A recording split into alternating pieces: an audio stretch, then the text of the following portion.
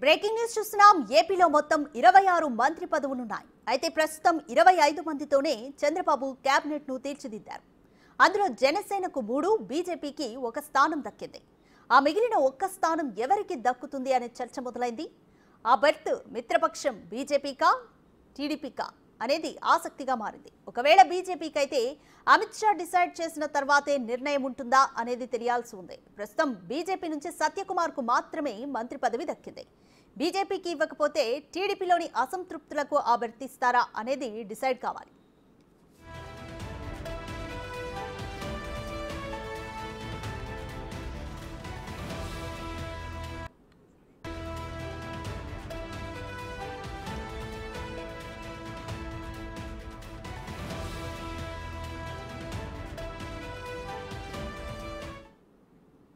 Right, దీనిపై more details మా input editor Pavan Kumar live లో అందిస్తారు. పవన్ కుమార్ చెప్పండి, మొత్తం 26 మంత్రి పదవులకు గాను 1 స్థానాన్ని అయితే పెండింగ్ లో ఉంచారు. ఈ స్థానం బీజేపీకి దక్కుతుందా లేదా టీడీపీలోని అసంతృప్తులకి దక్కుతుందా అనేదైతే ఒక ఉత్కంఠ నెలకొంది.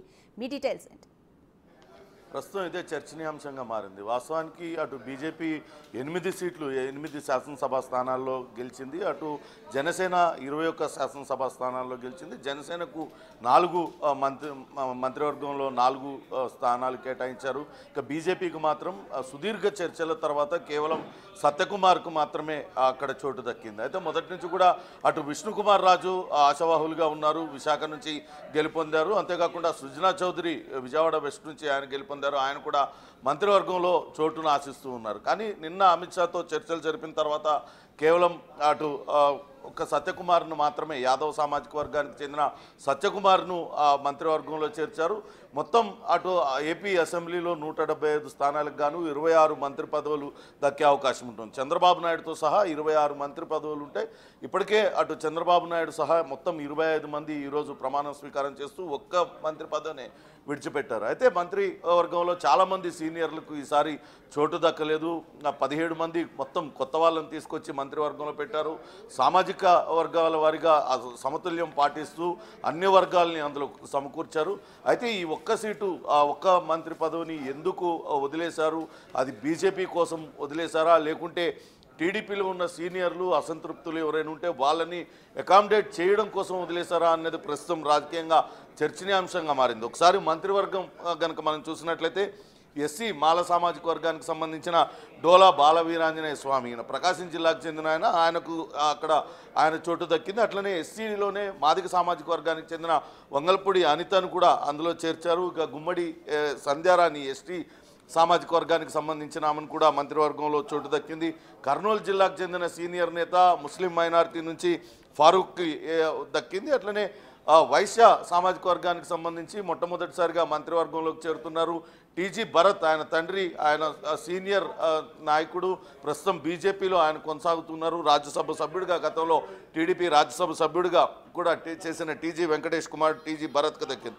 ఇక రెడ్డి సామాజిక వర్గానికి సంబంధించి ఆనం రామనారాయణ రెడ్డి, బీసీ జనార్దన్ రెడ్డి, మండమిల్లి రాంప్రసాద్ రెడ్డి ముగ్గురికి కూడా చోటు దక్కింది. ఇక కాపు సామాజిక వర్గానికి సంబంధించి అటు పవన్ కళ్యాణ్తో పాటు అటు పాలకొల్లు ఎమ్మెల్యే నిమ్మల రామనాయుడు, కందుల దుర్గేష్, ఈ ముగ్గురికి జనసేన పార్టీ నుంచి కందుల దుర్గేష్, ఈ ముగ్గురికి కూడా చోటు దక్కింది. ఇక బలిజ సామాజిక వర్గానికి సంబంధించి నారాయణ, ఇక కమ్మ సామాజిక వర్గానికి సంబంధించి అటు చంద్రబాబు నాయుడు సహా నారా లోకేష్, నాదెండ్ల మనోహర్, పయావుల కేశవ్తో పాటు అటు సంతనూతలపాడు ఎమ్మెల్యే గట్టుపాటి రవి, వీళ్ళందరికీ కూడా చోటు దక్కిన పరిస్థితి ఉంది. ఇక యాదవ్ సామాజిక వర్గానికి సంబంధించి అటు నూజివీడు నుంచి పోటీ చేసి గెలుపొందిన అటు పార్థసారథితో పాటు బీజేపీ నుంచి గెలిచిన సత్యకుమార్కు ఇచ్చారు. ఇక బీసీ మత్స్యకార సామాజిక వర్గానికి సంబంధించి కొల్లు రవీంద్రకు చోటు దక్కింది. అట్లా కొప్పుల వెల్మ అచ్చెన్నాయుడు, అట్లనే గౌడ సామాజిక వర్గానికి సంబంధించి అనగాని సత్యప్రసాద్, శెట్టి బలిజకు సంబంధించి తూర్పుగోదావరి జిల్లా నుంచి వాసం శెట్టి సుభాష్, అట్లనే అనంతపురం నుంచి కురబ సామాజిక వర్గానికి సంబంధించి సవితను ఈ మంత్రివర్గంలో చోటు దక్కింది. అయితే ఇప్పుడు ఆ మిగిలిపోయిన మంత్రి పదవిని ఇటు సామాజిక వర్గాలలో ఎవరో ఒకరిని చూసి అటు బీజేపీనా లేకుంటే టీడీపీలో అసంతృప్తులుగా, లేకుంటే సామాజిక వర్గంలో ఎవరికి దక్కకపోతే వాళ్ళకి దక్కిస్తారా అనేది ప్రస్తుతం రాజకీయంగా చర్చనీయాంశంగా మారింది. ఆ ఒక్కటి ఎప్పుడు భర్తీ చేశారనే చర్చ కూడా కొనసాగుతున్న పరిస్థితి అయితే ఉంది. రాధిక, రైట్ పవన్, బీజేపీకి ఒకవేళ 1 సీట్ను కేటాయిస్తే ఎవరెవరు రేస్లో ఉన్నారని అనుకోవచ్చు? అయితే ఇప్పటికే బీజేపీ నుంచి సత్యకుమార్ను అటు ప్రకటించారు మంత్రిగా. నిన్న సాయంత్రానికే పూర్తి మంత్రివర్గం తయారైనప్పటికీ అటు బీజేపీ నేతలకు ఎవరికి ఇవ్వాలనే దానిపైనే అమిత్ షాతో చర్చించారు. అమిత్ షాతో సుదీర్ఘ చర్చల తర్వాత అర్ధరాత్రి సమయంలో అటు సత్యకుమార్ యాదవ్ ఆయన సీనియర్ నాయకుడిగా ఉన్నాడు.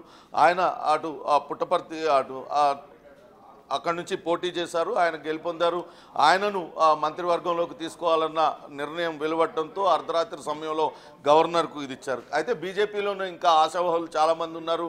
అటు సుజనా చౌదరి కూడా మంత్రి పదవిని ఆశిస్తున్నారు. అటు వైజాగ్ నుంచి గెలిచిన విష్ణుకుమార్ రాజు కూడా మంత్రి పదవిని ఆశిస్తున్నారు. కానీ సుజనా చౌదరికి అవకాశం కష్టంగా మారింది. ఎందుకంటే ఇప్పటికే కమ్మ సామాజిక వర్గం నుంచి చంద్రబాబు నాయుడుతో కలుపుకుంటే మొత్తం 5 కమ్మ సామాజిక వర్గం వాళ్ళే ఉంటారు. సుజనా చౌదరితో కలిపితే ఆరు మంత్రి పదవులు అవుతాయి కాబట్టి అది వచ్చే అవకాశం లేదు. కానీ విష్ణుకుమార్ రాజు కనుక ఇచ్చినట్లయితే బ్రాహ్మణ సామాజిక వర్గానికి ఇచ్చినట్లు అవుతుంది. కాబట్టి ఒకవేళ అవకాశం ఉంటే విష్ణుకుమార్ రాజుకి అవకాశం ఉంటే లేకుంటే అటు టీడీపీలోనే చాలామంది సీనియర్లకు ఈసారి అవకాశం దక్కలేదు. గోరంట్ల బుచ్చయ్య చౌదరి అట్లనే అటు పరిటాల సునీత తదితరులందరూ కూడా ఈసారి దక్కలేదు. కాబట్టి వాళ్ళే ఉన్న అసంతృప్తి వ్యక్తం చేస్తే వాళ్ళని అకామిడేట్ చేసే అవకాశం కూడా లేకపోలేదు. రాధిక రైట్ పవన్, ఇప్పటికే ఎవరెవరికి ఏ శాఖలు కేటాయిస్తారనే దానిపైన ఊహాగానాలు అయితే నడుస్తున్నాయి. హోంమంత్రిగా కానీ లేకపోతే రెవెన్యూ కానీ అచ్చెన్నాయుడికి ఇస్తారని, డిప్యూటీ సీఎంగా పవన్ కళ్యాణ్కి అని కానీ. బట్ ఇప్పటి వరకు ఉన్న సమాచారం ఏంటి? ఎవరెవరికి ఏ శాఖలు, మెయిన్ శాఖలు ఎవరికి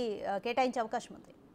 ముఖ్యమంత్రిగా చంద్రబాబు నాయుడు, ఉప ముఖ్యమంత్రిగా పవన్ కళ్యాణ్ అనేది ఖరారైనాయి. మిగతా 23 మంత్రుల పేర్లను మాత్రమే ఖరారు చేశారు. వాళ్లకు కేటాయించబోయే పోర్ట్ఫోలియోలపైన రకరకాల చర్చలు జరుగుతున్నాయి. సోషల్ మీడియాలో రకరకాల వార్తలు చక్కర్లు కొడతా ఉన్నాయి. దానిపైన ఇంకా కూడా ఒక నిర్ణయం తీసుకోలేదు. మంత్రివర్గం ప్రమాణ స్వీకారం తర్వాత ఎవరెవరికి ఏ శాఖలు కేటాయించేది చంద్రబాబు నాయుడు నిర్ణయిస్తారని తెలుస్తుంది. అయితే ప్రస్తుతానికి సోషల్ మీడియాలో చక్కర్లు కడుతున్న వాటిల్లో ఏమాత్రం వాస్తవాలు లేదని అటు టీడీపీ వర్గాలు కూడా చెప్తున్న పరిస్థితి అయితే ఉంది. ఈరోజు మంత్రివర్గం పూర్తిగా ప్రమాణ స్వీకారం చేసిన తర్వాత ఈరోజు సాయంత్రానికి లేకుంటే రేపటికి పోర్ట్ఫోలియోలపైన ఒక స్పష్టత వచ్చే అవకాశం అయితే ఉంది. రైట్ పవన్ కుమార్, ఇప్పటికే చంద్రబాబు క్యాబినెట్లో 3 మహిళలకు ప్లేస్ అయితే కల్పించారు. ఈ 3 మహిళల్ని కూడా సెలెక్ట్ చేయడంలో కానీ లేకపోతే సామాజిక సమీకరణాలు కూడా మిగిలిన వారి విషయంలో ఎటువంటి అంశాలను కన్సిడర్ చేశారు?